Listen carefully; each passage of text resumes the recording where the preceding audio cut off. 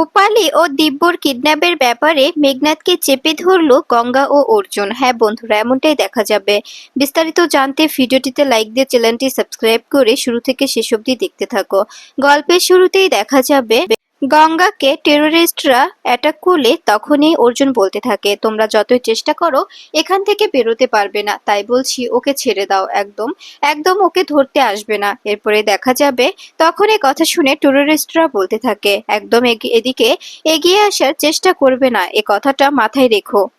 এরপরে দেখা যাবে কায়দা করে গঙ্গাকে সরিয়ে নেয় অর্জুন। ঠিক তখনই গঙ্গাকে সরিয়ে নিতে উপালিকে জিম্মি করে গুন্ডারা। এরপরে গঙ্গাকে ছাড়িয়ে নিলে উপালিকে জিম্মি করলে অর্জুন ভয় পেয়ে যায়। এরপরে উপালি চিৎকার করে বলতে থাকে, দাদা ভাই আমাকে বাঁচা, ওরা আমাকে অ্যাটাক করেছে, আমি ওদের সঙ্গে যেতে চাই না, আমাকে প্লিজ বাঁচা।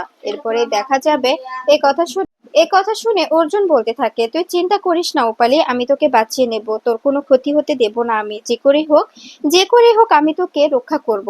এরপরে দেখা যাবে এরপরে অর্জুন বলতে থাকে, কি তোদের তোদের বারবার করে বলছি ওকে ছেড়ে দে, ওর কোনো ক্ষতি করিস না, ওর কোনো ক্ষতি করলে তোদের কোনোভাবে এখান থেকে বেরোতে দেব না। তখনই গুন্ডাগুলো বলে, তোরা যদি এদিকে এগিয়ে আসার চেষ্টা করিস তবে আমরা এলো পাথারি গুলি চালাতে বাধ্য হব, আমরা যদি গুলি চালাই তবে এখান থেকে তোরা কেউ বেঁচে ফিরতে পারবি না, এখানে সবাই লাশ পড়ে যাবে।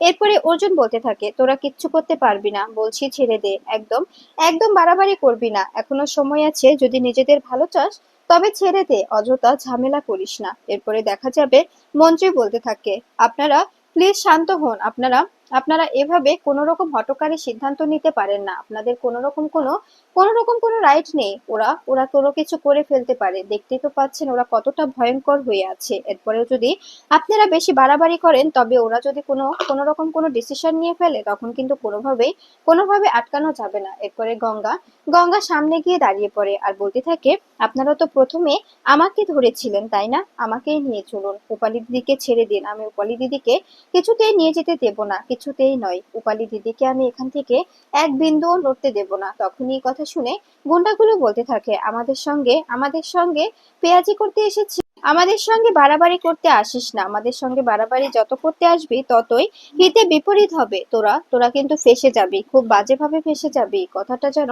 মাথায় থাকে। এরপরে দেখা যাবে এ কথা শুনে তখন তখন অর্জুন ও গঙ্গা দুজনেই ভয় পেয়ে যায়। মেঘনাদ মনে মনে বলতে থাকে, তোমরা কি ভেবেছো তোমরা তোমরা এসব করে সবকিছু ঠিকঠাক করতে পারবে, কিছুতেই নয়। এমন ভাবে প্ল্যানটা সাজানো হয়েছে, তোমরা কোনোভাবেই কিচ্ছু করতে পারবে না, প্ল্যানটা পুরোটাই আমাদের হাতে, অন্য কারোর হাতে নয়। আমি আমি এই খেলাটা খেলছি, আমাকে আমাকে অনেক অনেক বাজেভাবে ফাঁসানো হয়েছিল তাই না, অনেক বাজেভাবে গঙ্গা আমাকে সবার সামনে অপমানিত করেছে, সেই অপমানের জবাব তো দিতেই হবে। এরপরে দেখা যাবে রূপালী ও ও ও দিব্যকে নিয়ে বেরিয়ে যায় গুন্ডারা। এরপরে তখন অর্জুন বলতে থাকে, আমি আমি কোনোভাবে এটা মেনে নিতে পারবো না, আপনাদের কারণে আজকে এই ভুলটা হলো, আপনারা যদি আমাদের সারেন্ডার না করতে বলতেন তবে কোনোভাবেই আমি ওদেরকে নিয়ে বেরিয়ে যেতে দিতাম না, আমি যে কোনো মুহূর্তে যে কোনো ভাবে আমি ওদেরকে আটকানোর চেষ্টা করতাম, আমার বোন উপালি এবং মন্ত্রীমশাইয়ের নাতি দুজনকেই আমি বাঁচিয়ে নিতাম। তখনই দেখা যাবে এ কথা শুনে দেখা যাবে সুনন্দা এগিয়ে এলে তখন অর্জুন বলতে থাকে, তোমরা কি করছিলে, তোমাদের যে এত করে বুঝিয়েছিলাম যে কোনো রকম কোনো ত্রুটি যেন না থাকে, তারপরেও কি করে ওরা ভেতরে প্রবেশ করলো।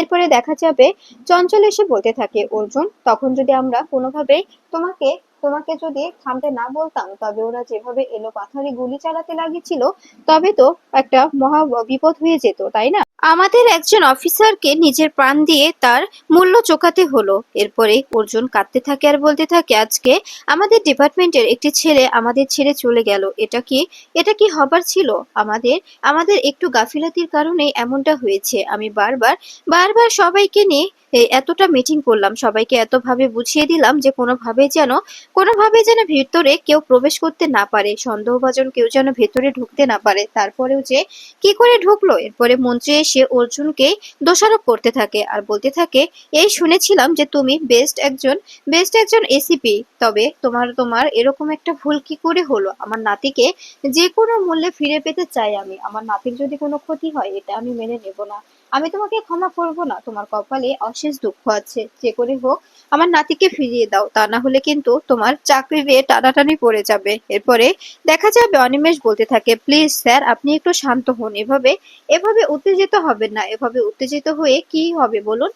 যে কোনো মূল্যে আমরা তো চেষ্টা করছি তাই না, আমরা তো চেষ্টা করে দেখছি, চেষ্টা তো আমরা ছাড়ছি না তাই না। তখনই দেখা যাবে এ কথা শুনে মেঘনাথ মনে মনে বলতে থাকে, আপনি আপনি কাটা গায়ে নুনের ছিটা দেওয়ার কাজ করছেন স্যার। অর্জুন চ্যাটার্জিকে চেপে ধরুন, ওকে ওকে সমস্ত কিছুতে ভেঙে দিন, ওকে বুঝিয়ে দিন যে সবকিছুর জন্য দায়ী ওই অর্জুন চ্যাটার্জি। সব জিনিসে ক্রেডিট নেওয়া ওর বেশি হয়ে গেছে, এবার একটু ক্রেডিটটা তো কমাতে হবে তাই না।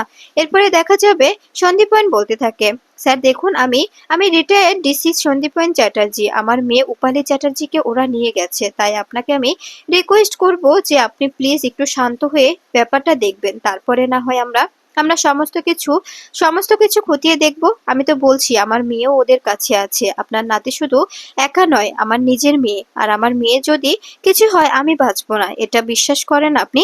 প্লিজ এ সময়ে মাথা গরম করার মতো সময় নয়, এখন একটু আমাদের ভাবতে হবে।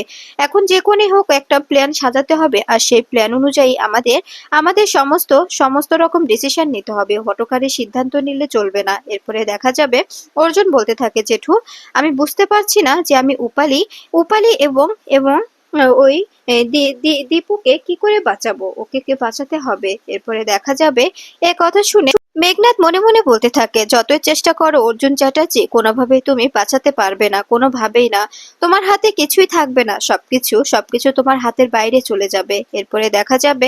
এরপরে মন্ত্রী বলতে থাকে, আমি আমি ৮ ঘন্টা সময় দিচ্ছি, ৮ ঘন্টার মধ্যে যদি আমার নাতি ফিরে না আসে তবে আমি কাউকে ছাড়বো না, এ কথাটা মাথায় রেখো। এরপরে দেখা যাবে অর্জুন মনে মনে বলতে থাকে, এই লোকটা একটু বেশি বাড়াবাড়ি করছে, এই লোকটার কথাগুলো সত্যি আমি আর জাস্ট নিতে পারছি না, এই লোকটার কথাগুলো শুনে আমার প্রচন্ড রাগ হচ্ছে। এরপরেই গঙ্গা বলতে থাকে, প্লিজ স্যার আপনি শান্ত হন, এভাবে এভাবে রাগান্বিত হবেন না। এরপরে মন্ত্রীর ওয়াইফ এসে অর্জুনের কাছে হাত জোর করে বলতে থাকে, তুমি আমার ছেলের মতো, তোমার কাছে আমি হাত জোর করে রিকোয়েস্ট করছি, আমার আমার নাতিকে ফিরিয়ে দাও, আমার নাতির যদি কিছু হয় আমি বাঁচতে পারবো না, আমার নাতি আমার সব, আমার কাছে আমার নাতি আমার সবকিছু, আমার নাতিকে যে কোনো মূল্যে আমি ফিরে পেতে চাই, আমার নাতির যদি কিছু হয়ে যায় তবে আমি বাঁচতে পারবো না, আমার নাতিকে ঘিরেই আমি বেঁচে আছি, তাই বলছি বাবা প্লিজ কিছু একটা করো, যে কোনো মূল্যে আমার নাতিকে আমার কাছে ফিরিয়ে দাও, আমি তোমার কাছে হাত জোড় করে রিকোয়েস্ট করছি। এ কথা শুনে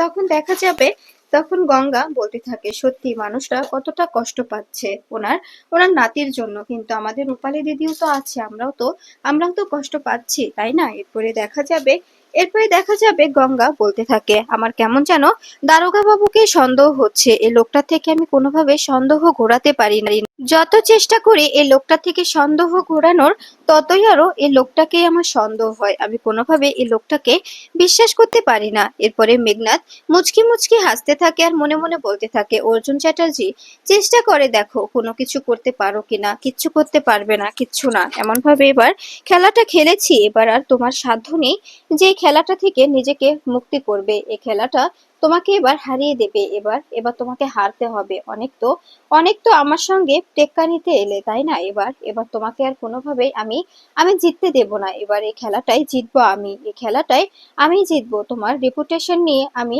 আঙুল তুলবো, সবার সামনে তোমাকে আমি একদম একদম কোণঠাসা করবো, এই কথাটা মাথায় রেখো। এরপরে দেখা যাবে কন্ট্রোল রুমে এসে মন্ত্রী বলতে থাকে, এখন তোমরা চেষ্টা করো কোনো কিছু করতে পারো কিনা, যে কোনো মূল্যে আমার নাতিকে আমার ফেরত চাই, আমার নাতির যদি কিছু হয়ে যায় আমি কাউকে ছাড়বো না, এই কথাটা মাথায় রেখো, কাউকে না, আমি সবার প্রতি অ্যাকশন নিতে বাধ্য হব, এই ডিপার্টমেন্টে যে যে আছে সবার প্রতি আমি যে কোনো মূল্যে আমার নাতিকে ফিরে পেতে চাই, আমার নাতির যদি কোনো ক্ষতি হয় আমি সেটা কিছুতে বরখাস্ত করব না, আমার নাতি আমার জীবনের সব। এরপরে দেখা যাবে অর্জুন বলতে থাকে, স্যার আমি আপনার কাছে একটা রিকোয়েস্ট করব, আপনি আমাকে বিশ্বাস করতে পারেন, আপনি যদি আমাকে বিশ্বাস করে আমার উপর ভরসা করতে পারেন তবে অবশ্যই অবশ্যই আপনার নাতিকে আমি আপনার কাছে ফিরিয়ে দেব, এ কথাটা মাথায় রাখবেন, আমি আপনার নাতিকে আপনার কাছে ফিরিয়ে দিতে সক্ষম হব।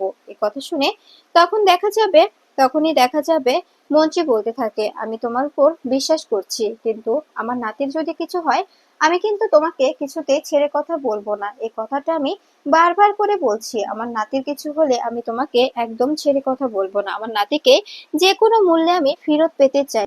এরপরেই দেখা যাবে মেঘনাথ সেখানে দাঁড়িয়ে দাঁড়িয়ে মজা নিতে থাকে আর বলতে থাকে, অর্জুন চ্যাটার্জি, চেষ্টা করে দেখো কোনো কিছু করতে পারো কিনা। আমার আমার বিশ্বাস তুমি কিছুই করতে পারবে না, তোমার পক্ষে কোনো কিছু করা সম্ভবই হবে না।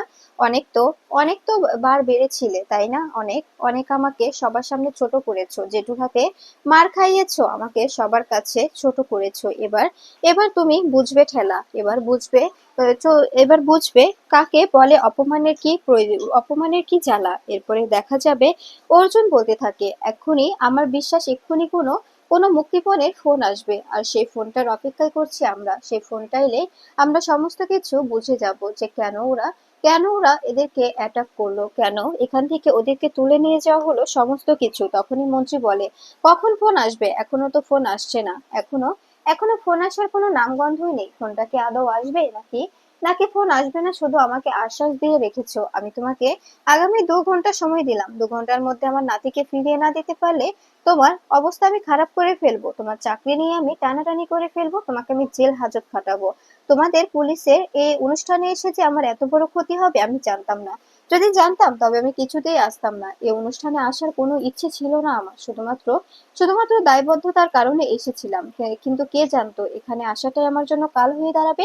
এরপরে দেখা যাবে, এরপরে মেঘনাথ মিডিয়াকে খবর দেওয়ার জন্য ফোন করে আর বলতে থাকে, তোমাদের যে খবরটা আমি দিয়েছি এটা যেন ঘুণাক্ষরেও কেউ জানতে না পারে। তুমি কখনো এ কথাটা কাউকে বলবে না, শুধুমাত্র মাথায় রাখবে যে এখান থেকে মন্ত্রীর নাতি কিডন্যাপ হয়ে গেছে। এটুকুই এটুকুই খবর দেওয়ার ছিল, এটুকুই মাথায় রাখবে। এই কথা শুনে তখন দেখা যাবে ওপাশ থেকে বলতে থাকে, ঠিক আছে স্যার, চিন্তা করবেন না। এদিকে দিব্য কাঁদতে থাকে আর বলতে থাকে, আমি দাদুর কাছে যাব, আমাকে ছেড়ে দাও, আমাকে এখানে কেন আটকে রেখেছো? এদিকে উপালিকে মুখ বন্ধ করে রাখায় উপালি কিচ্ছু বলতে পারে না, শুধু হাত পা লড়াতে থাকে আর বলতে থাকে, আমাকে ছেড়ে দাও, ওই বাচ্চাটাকে ছেড়ে দাও, ওই বাচ্চাটাকে কেন এভাবে এভাবে বেঁধে রেখেছো?